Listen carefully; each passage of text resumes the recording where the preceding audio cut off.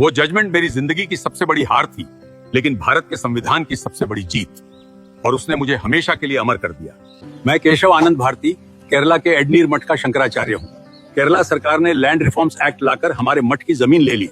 ये हमारे fundamental rights का वायलेशन है, इसलिए मैं सुप्रीम कोर्ट आया हूँ। लेकिन इसी दौरान संसद ने संविधान में संशोधन करके अपनी पावर्स और बढ़ा ली।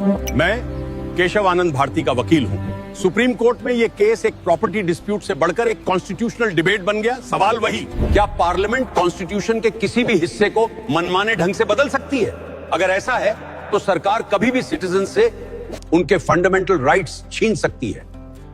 इसलिए मैंने कहा, माय लॉर्ड्स, पार्लियामेंट को संविधान संशोधन की शक्ति संविधान से ही मिलती है, इसलिए इस पावर का उपयोग करके कॉन्स्टिट्यूशन के बेसिक स्ट्रक्चर को बदला नहीं जा सकता। मैं अटॉर्नी जनरल भारत सरकार की तरफ से हूं। योर ऑनर, पार्लियामेंट में सांसद नागरिकों को ही रिप्रेजेंट करते हैं, इसलिए पार्लियामेंट को सुप्रीम माना गया है। पार्लियामेंट की संविधान संशोधन की शक्ति को सीमित नहीं किया जा सकता, और नागरिकों की भलाई के लिए पार्लियामेंट फंडामेंटल राइट्स को भी अमेंड कर सकती है। इस केस को डिसाइड करने के लिए सुप्रीम कोर्ट ने आज तक की सबसे बड़ी 13 जज कॉन्स्टिट्यूशनल बेंच एस्टैब्लिश करी, जिसने लगातार 68 दिनों तक इस केस की सुनवाई की और एक हिस्टोरिक जजमेंट दिया।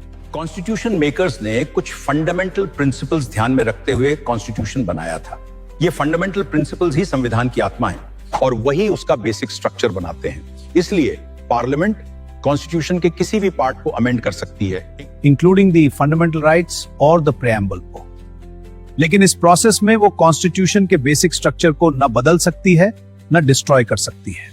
The judgment was delivered by a narrow majority, 7 judges in favor and 6 in dissent. The validity of the Kerala Land Reforms Act was upheld, and as a result, Keshwananda Bharati ultimately lost his land. इसलिए मैंने कहा,